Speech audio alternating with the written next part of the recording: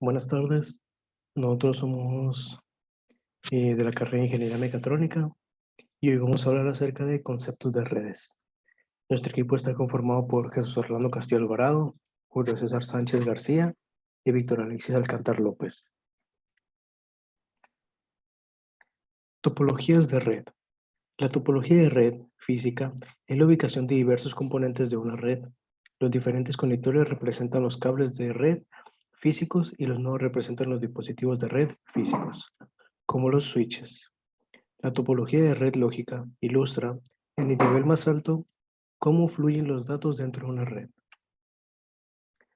En esta tabla comparativa podemos observar las diferentes topologías de red, en donde tenemos, por ejemplo, la red bus, la topología de red bus, en las cuales sus ventajas es que es muy sencillo el trabajo que hay que hacer para agregar una computadora a la red, pero en las desventajas tenemos que las computadoras de la red no regeneran la señal, sino que se transmite o es generada por el cable y ambas resistencias en los extremos. Y podemos observar el diagrama de la topología bus. Después tenemos la topología de red anillo, la cual sus ventajas son que los datos fluyen en una sola dirección, pero sus ventajas es que como están unidos, si falla un canal entre dos nodos, falla toda la red. Y podemos observar el diagrama de la topología de red anillo. Después tenemos la topología de red estrella, la cual tiene una mejor organización, ya que el hub o switch se le puede colocar en el centro de un lugar físico y a ese dispositivo conectar todas las computadoras deseadas. En cambio, sus desventajas es que no es tan económica a comparación de la topología bus o anillo, porque es necesario más cable para realizar el conexionado. Y ahí podemos observar el diagrama de la topología estrella.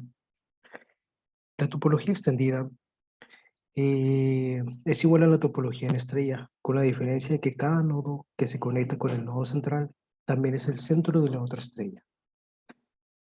Y las últimas tres serían la topología jerárquica.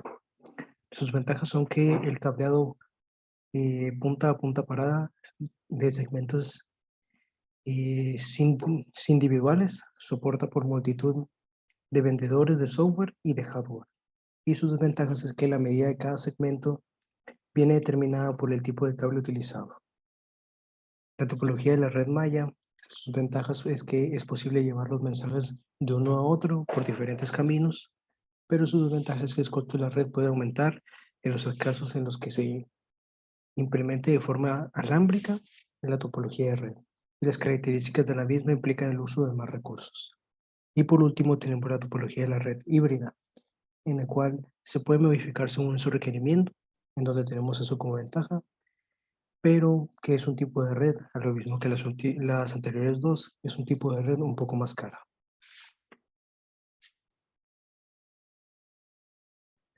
Bueno, pues yo voy a explicar los componentes de red.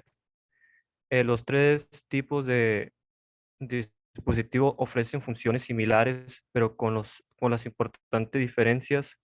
La llave para diferenciar está es cómo funcionan y cómo envían los datos, mientras que el hub envía estos datos a todos los equipos por igual.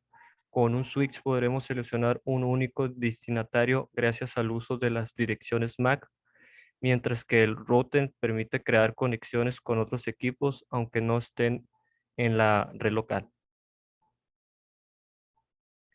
También luego hablar de los tipos de redes.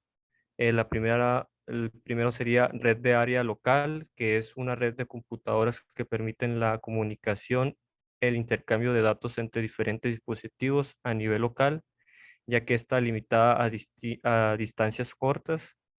La otra es la red de área amplia WAN, que es la tecnología que conecta entre sí a las oficinas, los centros de datos, las aplicaciones en la nube y el almacenamiento en la nube.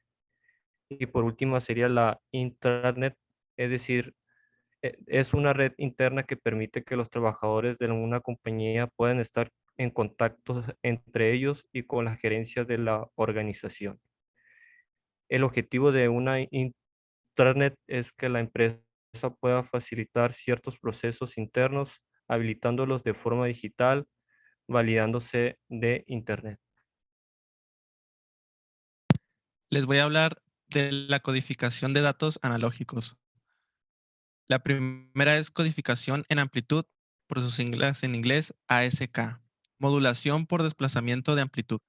Es una modulación de amplitud donde la señal moduladora es digital. Los dos valores binarios 0 y 1 se representan con dos amplitudes diferentes y es usual que una de las dos amplitudes sea 0. En la imagen podemos ver la señal portadora y la señal modulada. La siguiente es codificación en frecuencia, por sus siglas en inglés FSK. La modulación por desplazamiento de frecuencia es una técnica de transmisión digital de información binaria utilizando dos frecuencias diferentes. La señal moduladora solo varía entre dos valores de tensión discretos formando un tren de pulsos donde un 0 representa un 1 o marca y el otro representa el 0 o espacio. En la siguiente imagen podemos ver la señal moduladora y la señal modulada. La siguiente es codificación en fase, por sus siglas en inglés PSK. Es una forma de modulación angular que consiste en hacer variar la fase de la portadora entre un número de valores discretos. La fase de la señal portadora se desplaza para representar los datos. Alguna de sus características es de que la fase de la onda portadora varía directamente de acuerdo con la señal modulante, resultando una señal de modulación en fase. En la imagen podemos ver la señal modulada y la señal portadora. La siguiente sería codificación de datos digitales. La primera es codificación NRZ. Se caracteriza por representar a cada dígito por un único nivel físico. Se codifica un nivel de tensión como un 1 y una ausencia de tensión como un 0, o al revés. En NRZ neutral y NRZ polar se asigna a cada dígito un nivel de tensión diferente. Esta codificación es fácil de implementar y hace un uso eficaz del ancho de banda, pero no tiene capacidad de sincronización. Esta codificación se utiliza en los estándares Ethernet. En la imagen podemos ver el ejemplo. La siguiente sería codificación NRZI. Esta mantiene constante el nivel de tensión mientras dura un bit. Los datos se codifican mediante la presencia o ausencia de una transmisión de la señal al principio del intervalo de duración del bit. Un 1 se codifica mediante la transición, al principio del intervalo del bit. Un 0 se representa por la ausencia de transición, es decir, cuando el valor del bit es 1, la señal cambia de estado luego de que el reloj lo indica, y cuando el valor del bit es 0, la señal no cambia de estado. En esta codificación, la señal cambia de tensión solo si se cambia el valor lógico. En caso contrario, la señal se mantiene. En la imagen se puede observar el ejemplo. La que sigue es codificación Manchester. La codificación Manchester es un método de codificación eléctrica de una señal binaria en la que en cada tiempo de bit hay una transición entre dos niveles de señal. Es una codificación autosincronizada ya que en cada bit se puede obtener la señal de reloj, lo que hace posible una sincronización precisa del flujo de datos. En la siguiente imagen se puede ver el ejemplo.